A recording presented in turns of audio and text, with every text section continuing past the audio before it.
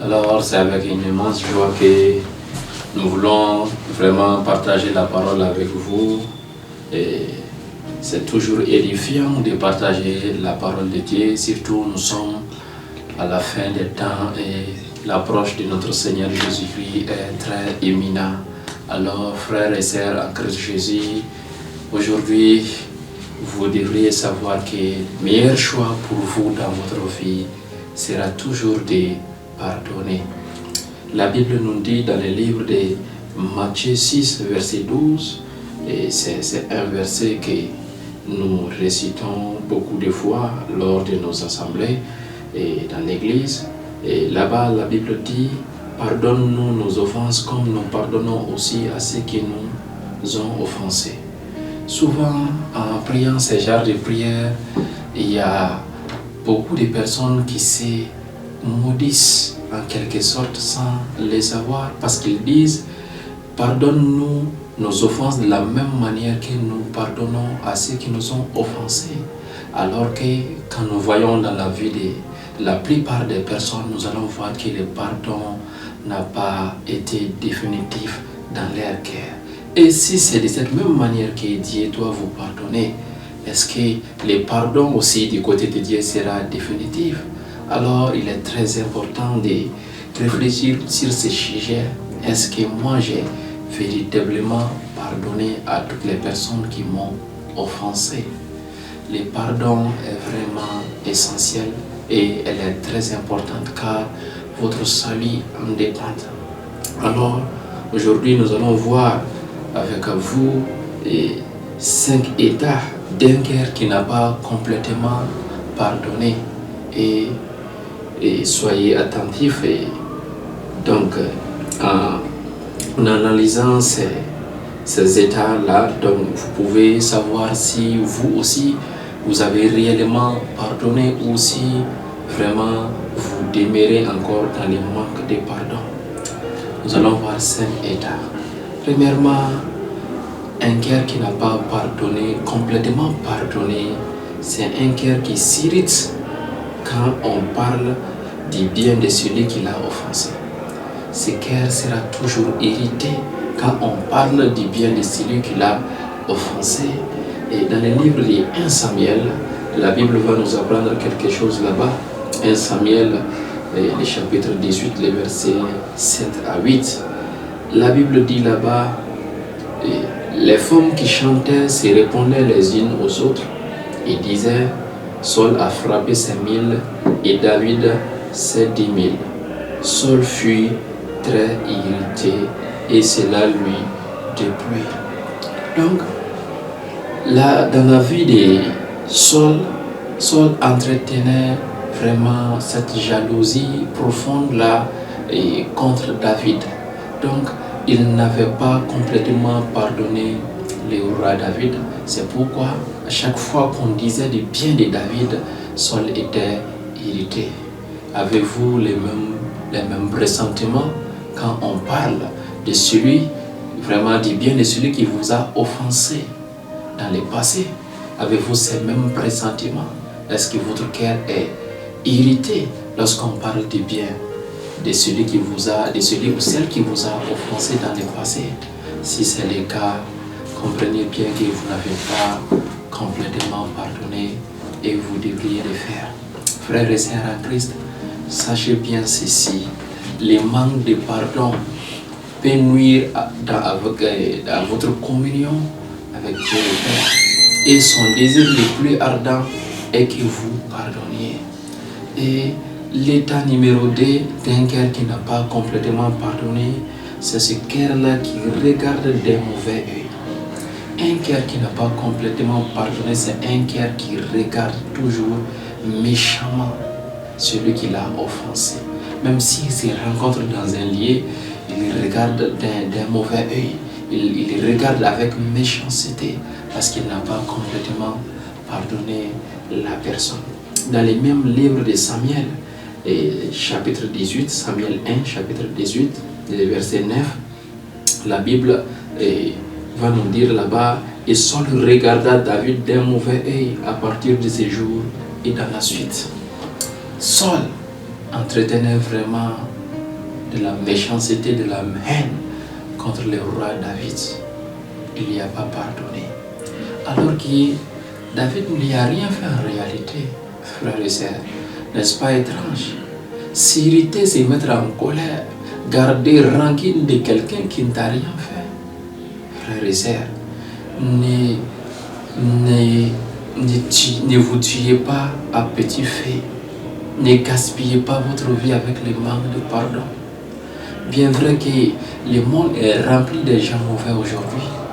Et les gens ne se veulent plus du bien. Et les gens s'irritent les uns contre les autres.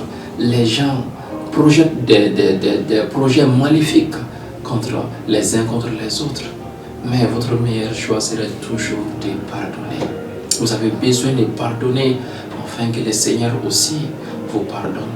L'état 3 d'un cœur qui n'a pas complètement pardonné, c'est ce cœur-là oublie partiellement mais pas complètement.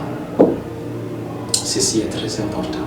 Un cœur qui n'a pas complètement pardonné, c'est un cœur qui oublie partiellement mais pas complètement. Il peut oublier dans un temps donné, mais un jour, il va se rappeler de la chose et il va se venger. Ceci montre que le cœur n'a pas complètement pardonné. Vous pouvez dire que vous avez complètement pardonné. Beaucoup ont dit cela, mais ils ont fini par découvrir encore que vraiment ils n'ont pas complètement pardonné et le Seigneur les a aidés. Ceci est très important. Ces cœurs, troisièmement, ces cœurs oublient partiellement mais pas complètement.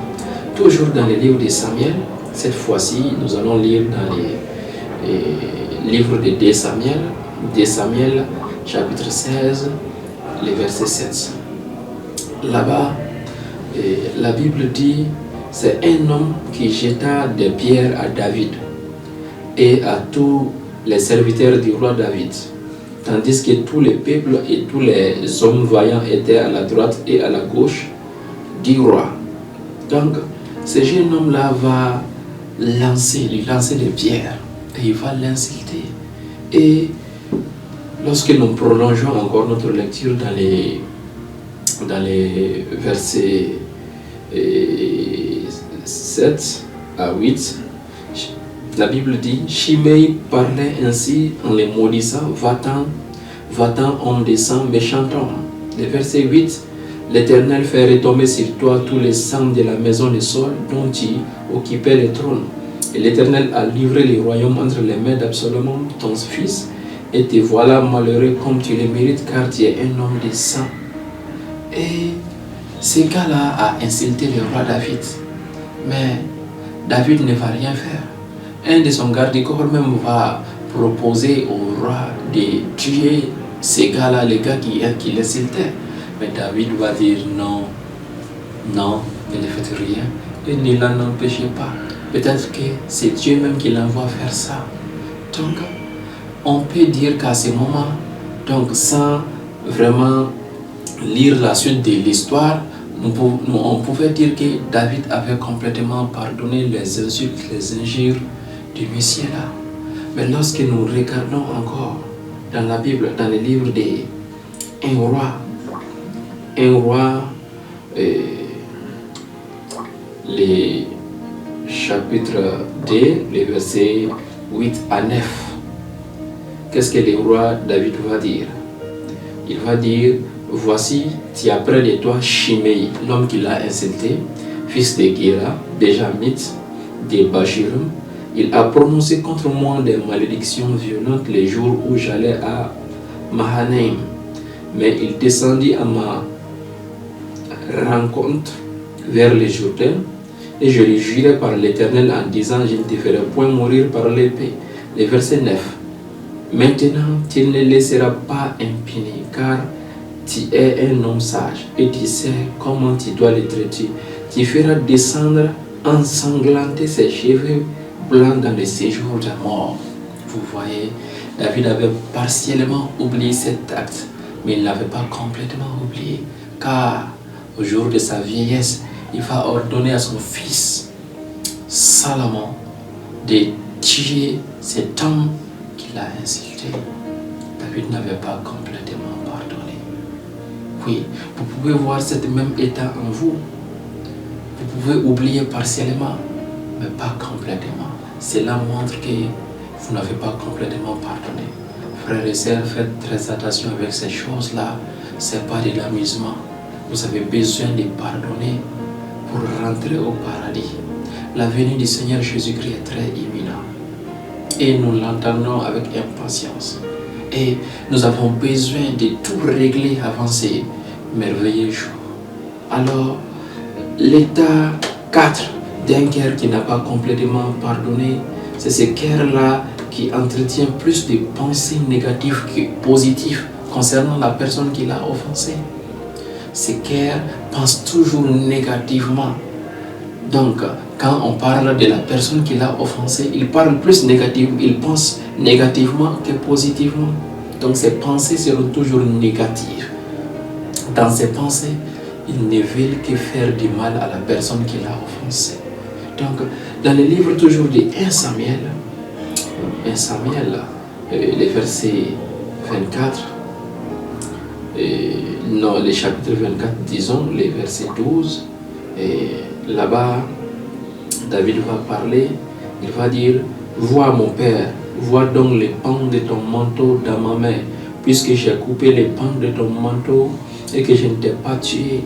Sache, il reconnaît qu'il n'y a dans ma conduite ni méchanceté ni révolte. » Vous voyez, malgré que Saul avait fait ces choses-là à David, David avait complètement pardonné Saul. Il n'entretenait ni pensée négative, ni conduite négative à son égard. Frères et sœurs, si votre cœur entretient toujours ce genre de pensées négatives contre les personnes qui vous ont offensé, sachez que vous n'avez pas complètement pardonné et que vous devriez pardonner. Enfin, l'état numéro 5 d'un cœur qui n'a pas complètement pardonné, ce cœur sera toujours content si Dieu frappait celui qui l'a offensé. Frères et sœurs, je vous pose cette question. Seriez-vous contente, si vous apprenez que la personne qui vous a offensé est morte? Serez-vous content de cela? Serez-vous content d'apprendre que la personne qui vous a offensé a été gravement frappée par la main de Dieu? Frères et sœurs, ceci n'est pas bon. Cela veut dire que vous n'avez pas complètement pardonné. Les disciples de Jésus-Christ n'avaient pas complètement pardonné les Samaritains. C'est pourquoi dans le livre de Matthieu 9, les versets 50, le Matthieu 9, la Bible va nous dire là-bas, et dans le livre de Matthieu 9, les disciples vont dire à Jésus-Christ, parce que les Samaritains avaient refusé donc l'accès au Seigneur dans leur territoire, donc à Samarie.